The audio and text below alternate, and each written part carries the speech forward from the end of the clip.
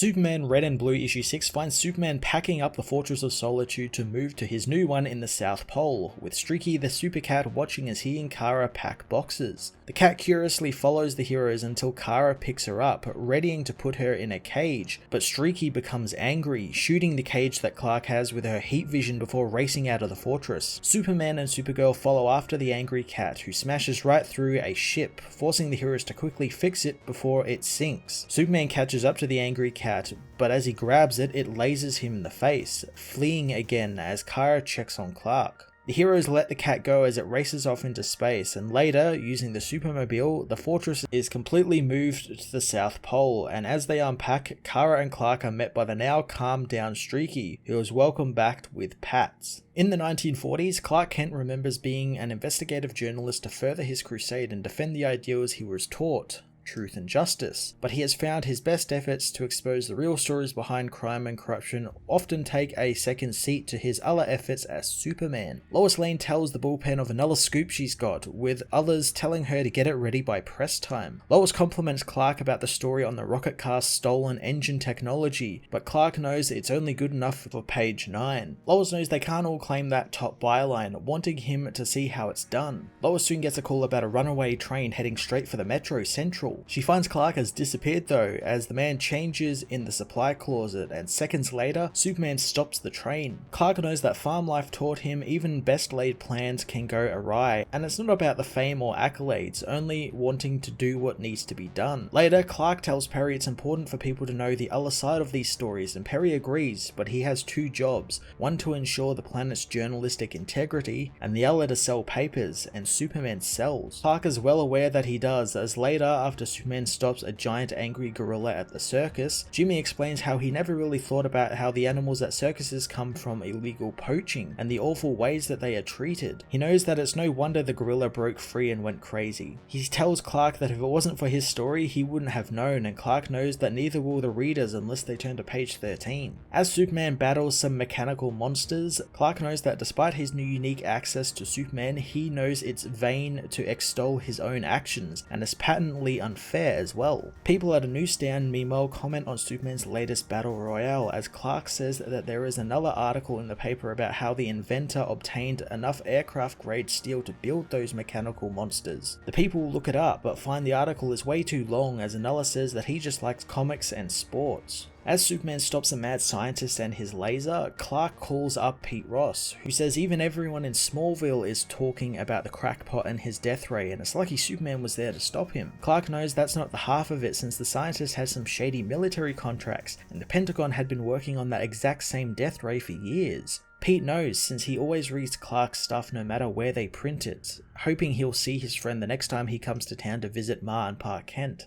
Later on, Lois says that she's noticing a trend, telling Clark to not take it so hard, since she knows he's been busting his butt on the paper features and he's doing a good job, and she used to do the same, but he's got to understand, since Superman is the biggest scoop in town, and ever since he showed up, there is no story like it. She says that everyone, including Perry, know that, and someday she's going to get the real story on him and learn all about the hero, and that would be the scoop of the century. Going home, Clark knows it's funny how easily you can overlook the obvious. He knows the expose that has been sitting right in front of him and staring him in the mirror is his secret identity. He begins writing, knowing that even though this will have to remain a secret for untold number of years yet, for posterity's sake and to set the record straight, he has realized the necessity of the one report that only he can write. Clark begins writing about his life, knowing that he is a child of two worlds. The first was a civilization from beyond the stars that seems like an impossible fantasy, and it has long since met a tragic end. And the second world is a homespun section of the Heartlands, and something straight out of the American dream.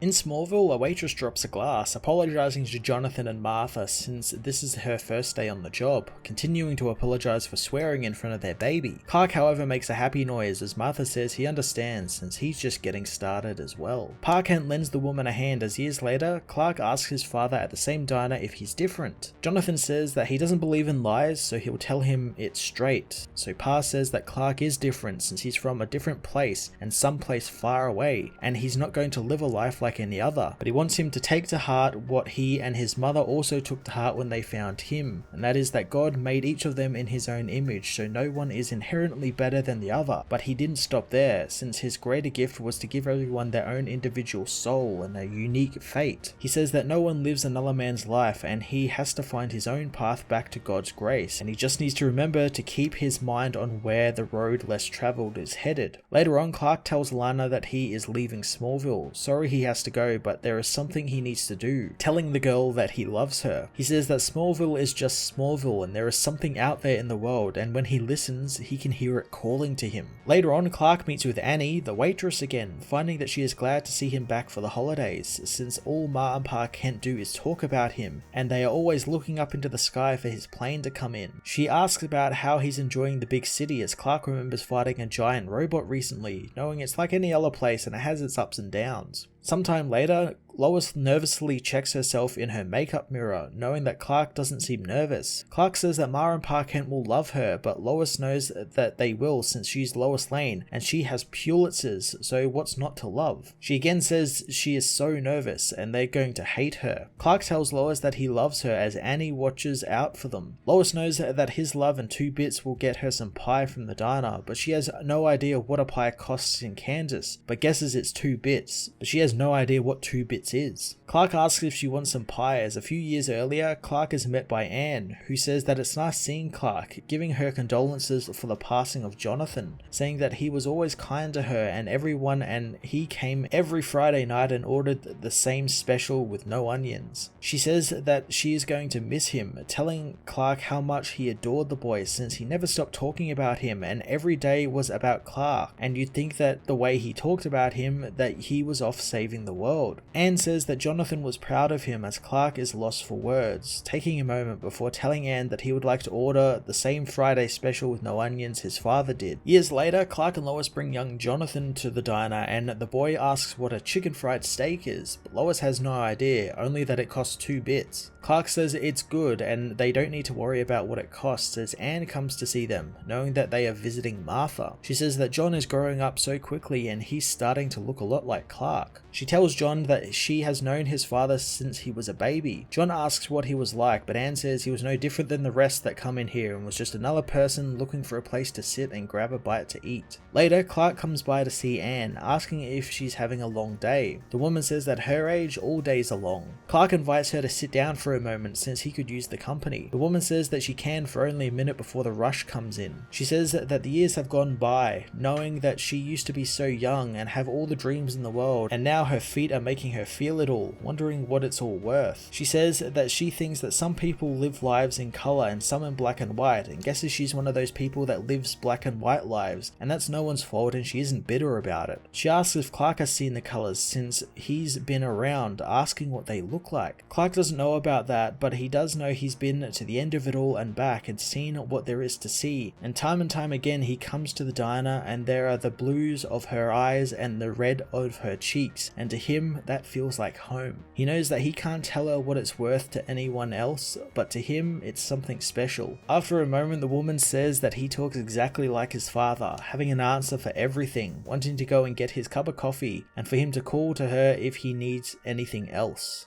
Elsewhere, Clark remembers on the farm he learned many lessons through labor, instruction, patience, persistence, and love. Clark plants his first ever cornfield, but soon a massive tornado happens, forcing the Kents to hide out in the cellar, as Clark knows that heartbreak was often a frequent teacher on the farm. In the aftermath of the tornado, he finds his crops have been destroyed, making him swear that this is the last time something or someone dies in his hands, but knows that's easier said than done, since violence or bad luck or a single act or failure to act, and everything is undone and futures are lost. As Superman, Clark stops the violence and failure to act, as he knows on the farm he learned 1,000 ways to resist the moment, remembering how he learned to make his crops live and flourish and grow. He finds it funny how fields of corn prepared him for the streets of Metropolis, as while walking down the street, his super hearing picks up on someone calling for help. Rushing into a nearby building, he races up the stairs, following the voice and calling out to them. Using his X-ray vision, he spots a man passed out on the floor from a heart attack. Bashing in through the door, Clark says that he's calling an ambulance, telling the EMTs where they are as he is told to do chest compressions. He hesitates as he looks at at his strong hands, but begins performing CPR, telling the man that he will survive, as he knows his hands can crush stone, but they are his. Soon the EMTs arrive, taking over as the man's life is saved. Later on, Clark goes and meets with Lois, who asks if he had a rough day. Clark says his new friend had a worse day, but he'll be alright. Lois thinks that it's a good night for some takeout and a movie, and Clark agrees, as he knows that as the son of maize farmers, he learned how to fight for life on Earth.